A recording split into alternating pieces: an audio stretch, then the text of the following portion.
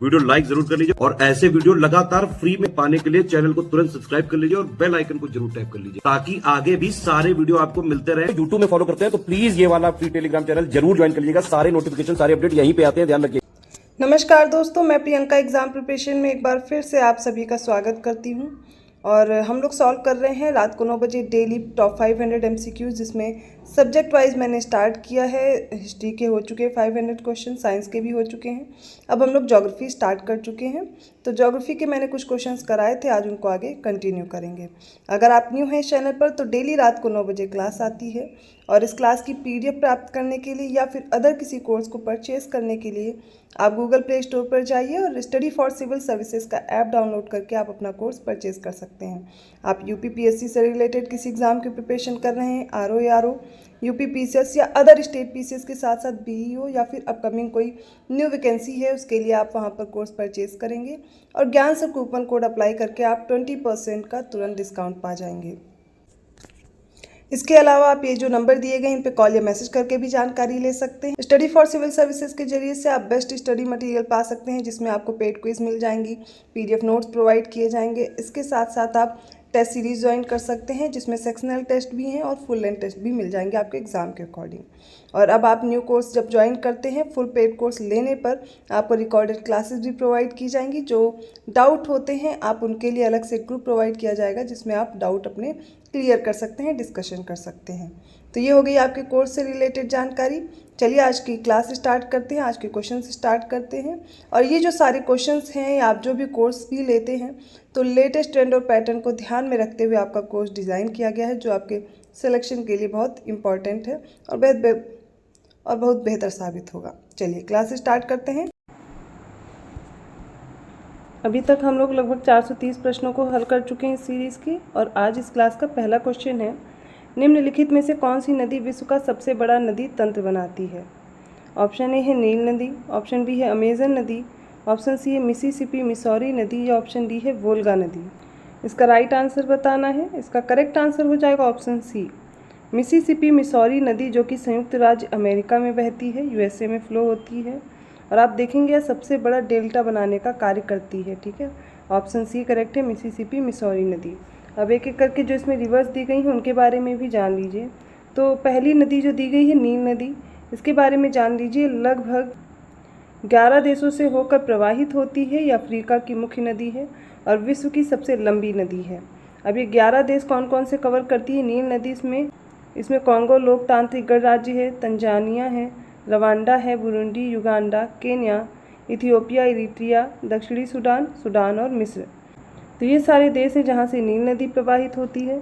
दूसरी रिवर आपको दी गई है अमेजन नदी, इसके बारे में भी जान लीजिए। सेकंड है अमेजन रिवर, ये साउथ अमेरिका की मुख्य नदी है अमेजन रिवर। इसमें आप देखेंगे अगर आयतन के हिसाब से बात की जाए तो सबसे बड़ी ये नदी है, अमेजन नदी सबसे बड़ी नदी है। नील नदी आपने याद किया विश्व की सबसे लंबी नदी है। इन दोनों में डिफरेंस याद रखिएगा।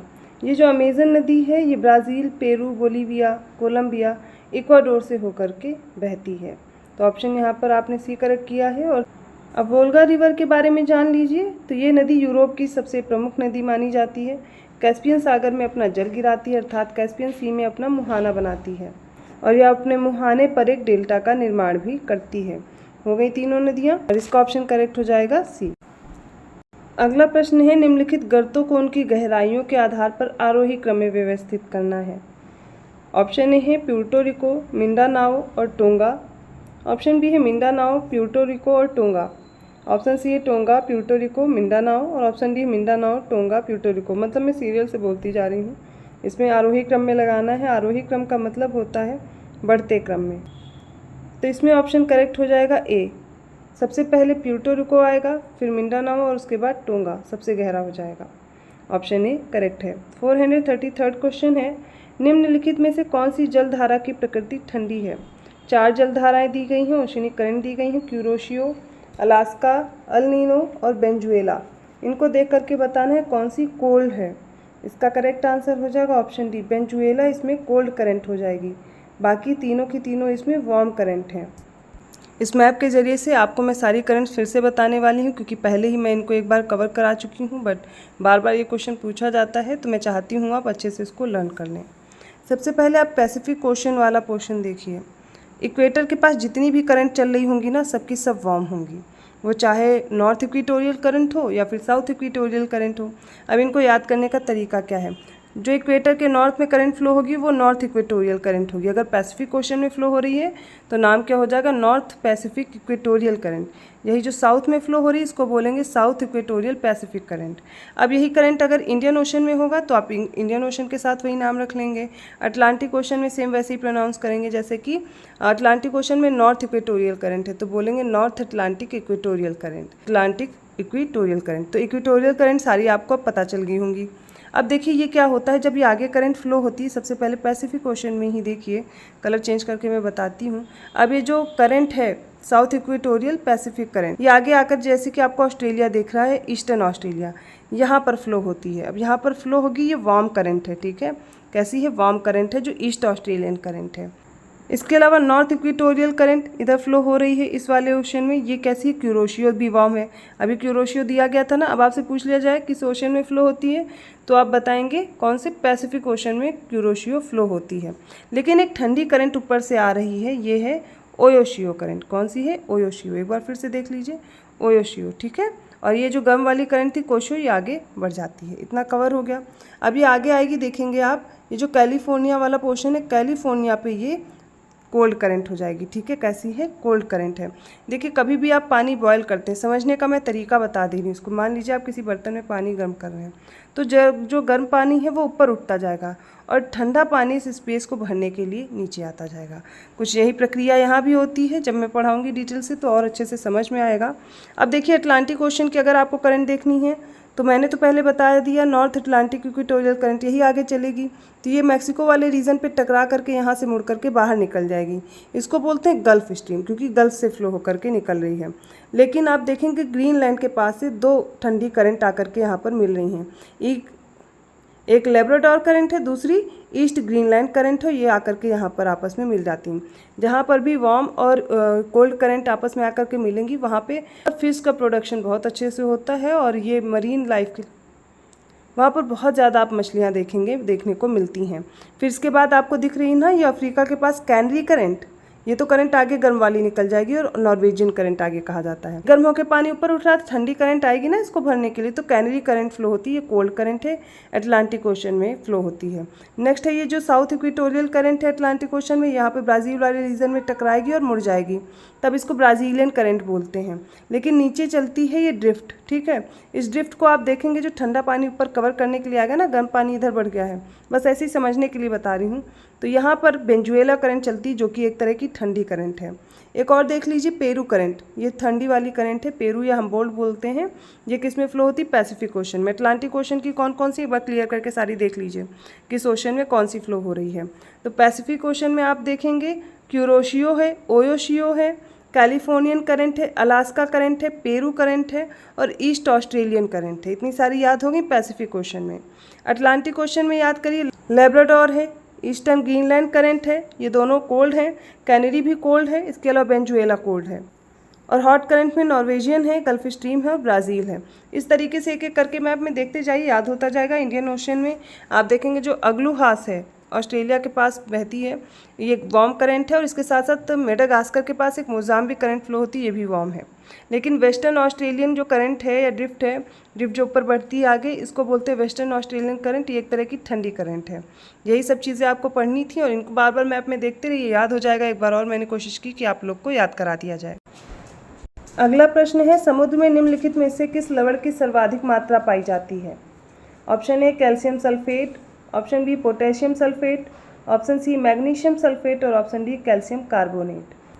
इसका करेक्ट आंसर हो जाएगा ऑप्शन सी मैग्नीशियम सल्फेट। समुद्र में मैग्नीशियम सल्फेट की सबसे ज़्यादा मात्रा पाई जाती है। 435 क्वेश्चन है, पछुआ पवनों को कितने डिग्री अक्षांश पर प्रचंड पवनों की संज्ञा दी जाती है। ऑप्शन ए है 60 degree, option B 50 degree, option C है 40 डिग्री और ऑप्शन डी इनमें से कोई नहीं। तो इसका करेक्ट आंसर याद कर लीजिए, 50 डिग्री के आसपास इनको प्रचंड पवनों का नाम दिया जाता है, इनको बोलते हैं फ्यूरियस विंड्स, ठीक है। ऑप्शन बी करेक्ट है। ये जो पछुआ पवनें चलती हैं इनको अलग अलग अक्षांशों पे अलग अलग नाम दिया गया है। 50 डिग्री पे याद कर लीजिए, इन्हें फ्यूरियस विंड्स बोला जाता है। ऑप्शन बी करेक्ट है। अगला प्रश्न है, निम्नलिखित में से किस प्रकार की पॉडज़ोल मिट्टी मध्य अक्षांशीय पतझड़ वनों की पेटी में पाई जाती है और इनमें ह्यूमस की मात्रा भी अधिक होती है? ऑप्शन ए है धूसर पॉडज़ोल, ऑप्शन बी है धूसर भूरी पॉडज़ोल, ऑप्शन सी है लाल पीली पॉडज़ोल या फिर ऑप्शन डी है लाल पॉडज़ोल। अब इनमें से बताना है कौन सा आंसर करेक्ट होगा। इसका राइट आंसर होगा ग्रेइश ब्राउन पॉडज़ोल, ये करेक्ट आंसर हो जाएगा, जो कि मध्य अक्षांशीय पतझड़ वनों की पेटी में पाई जाती है और इसमें ह्यूमस भी बहुत अधिक मात्रा में पाया जाता है। नेक्स्ट क्वेश्चन है, निम्नलिखित में से कौन सी मिट्टी विश्व की सबसे अधिक उपजाऊ मिट्टी है और चरनोज़म मिट्टी के समान मानी जाती है? ऑप्शन ए है अल्फीसोल, ऑप्शन बी स्पोडोसोल, ऑप्शन सी है मोलिसोल और ऑप्शन डी है एडिडोसोल। इसका करेक्ट आंसर हो जाएगा ऑप्शन सी मोलिसोल। अगला प्रश्न है, निम्नलिखित में से कौन सा एक कारक मृदा अपरदन का मानव निर्मित कारक नहीं है? ऑप्शन ए है अति पशुचारण, ऑप्शन बी है अवैज्ञानिक कृषि, ऑप्शन सी है जल प्रवाह की समस्या या ऑप्शन डी इनमें से कोई नहीं।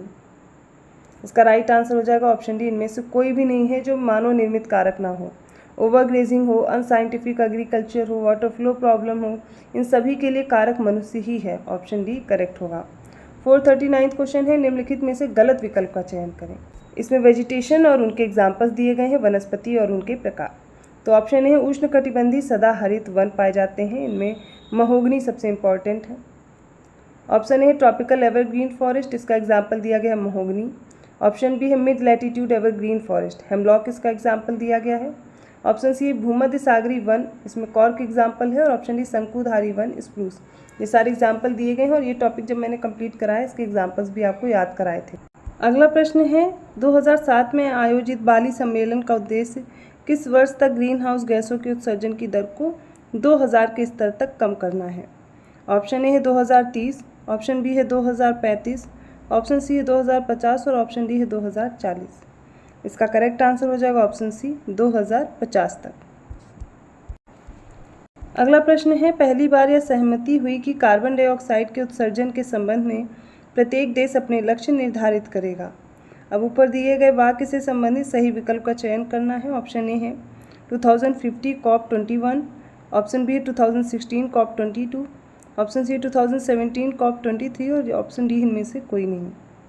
इसका करेक्ट आंसर हो जाएगा ऑप्शन डी, इनमें से कोई नहीं सही उत्तर है। अगला प्रश्न है, निम्नलिखित में से गलत विकल्प का चयन करें। इसमें शिफ्टिंग एग्रीकल्चर इन्फॉर्मेशन दी गई है, जैसे अलग अलग नाम से अलग अलग क्षेत्रों में जाने जाते हैं। ऑप्शन ए झूम उत्तर पूर्वी भारत में बोला जाता है, ऑप्शन सी है बत्रा दक्षिण पूर्वी राजस्थान में, ऑप्शन डी है पोडू जो कि आंध्र प्रदेश में दिया गया है। आप ऑप्शन सही कर लीजिए, पहला होगा ए बी सी करके और डी है इनमें से कोई नहीं। करेक्ट आंसर इसका बताइए क्या होगा। इसका सही उत्तर आप चयन करेंगे ऑप्शन डी, कोई भी गलत नहीं दिया गया है। उत्तर पूर्वी भारत में स्थानांतरित कृषि को झूम बोलते हैं, दक्षिण पूर्वी राजस्थान में बत्रा बोलते हैं, आंध्र प्रदेश में पोडू बोलते हैं, केरल में कुमारी नाम से जाना जाता है। 443 क्वेश्चन है, निम्नलिखित में से कौन से दो देश समान मात्रा में तांबे का उत्पादन करते हैं? ऑप्शन ए है चिली और ऑस्ट्रेलिया, ऑप्शन बी ऑस्ट्रेलिया और पेरू, ऑप्शन सी है पेरू और मैक्सिको और ऑप्शन डी मैक्सिको और यूएसए। इसका करेक्ट आंसर हो जाएगा ऑप्शन डी मैक्सिको और यूएसए। यही दो देश हैं जो समान मात्रा में तांबे का उत्पादन या प्रोडक्शन करते हैं।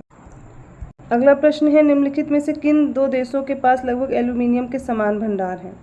ऑप्शन ए है चीन और कनाडा, ऑप्शन बी कनाडा और रूस, ऑप्शन सी है रसिया और यूएई अर्थात संयुक्त अरब अमीरात, ऑप्शन डी है संयुक्त अरब अमीरात और भारत। इसका करेक्ट आंसर हो जाएगा ऑप्शन डी, संयुक्त अरब अमीरात, यूएई और इंडिया समान मात्रा में एल्यूमिनियम के भंडार रखते हैं। 445 क्वेश्चन है, निम्नलिखित में से किस देश के पास विश्व के कुल चांदी के भंडार का लगभग 18% है?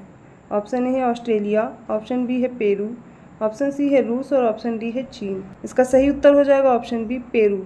पेरू के पास विश्व के कुल चांदी के भंडार का लगभग 18% है। नेक्स्ट क्वेश्चन देखिए, निम्नलिखित में से कौन सा विकल्प गलत दिया गया है पूछा गया है। लॉ एस्क दिए गए हैं और उनसे संबंधित प्रमुख खनन केंद्र दिए गए हैं। ऑप्शन ए है चीन, इसमें मंचूरिया क्षेत्र है, ऑस्ट्रेलिया का पिलबारा क्षेत्र, पेरू का गैलीबियर क्षेत्र और ऑप्शन डी दिया गया है दक्षिण अफ्रीका का पोस्टमार्सबर्ग क्षेत्र। अब बताना है इनमें से कौन सा गलत विकल्प दिया गया है।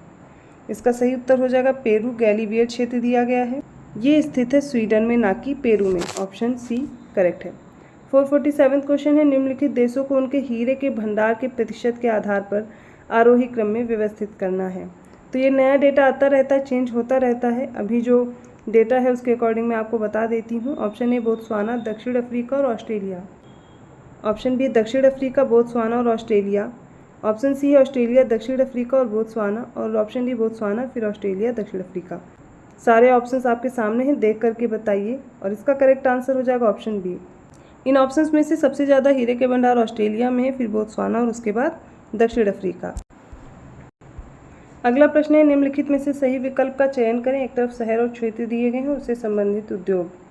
पहला ऑप्शन है पिट्सबर्ग, जो कि शिप बिल्डिंग इंडस्ट्री के लिए फेमस दिया गया है।